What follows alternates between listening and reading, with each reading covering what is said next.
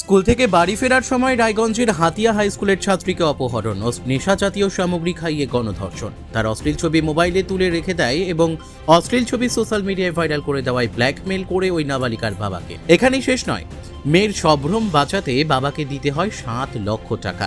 সেই ঘটনায় এক মহিলা পাচারকারীকে গ্রেপ্তার করল ইটাহার থানার পুলিশ। পুলিশ সূত্রে জানা গিয়েছে, ধৃতের নাম রাশিদা খাতুন।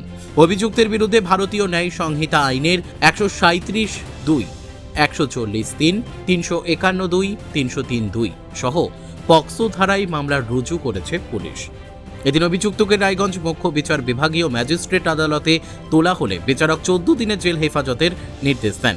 পুলিশ সূত্রে জানা গেছে, স্কুল থেকে বাড়ি ফেরার সময় ওই নাবালিকাকে 6 জন মিলে অপহরণ করে ইটাহারের দিগনায় ওই নাবালিকাকে নিয়ে যায়। মেয়ের ইচ্ছার বিরুদ্ধে বিবাদীদের সহযোগিতায় মেয়েকে রানা আলী একরামুল হক একাধিকবার গণধর্ষণ করে।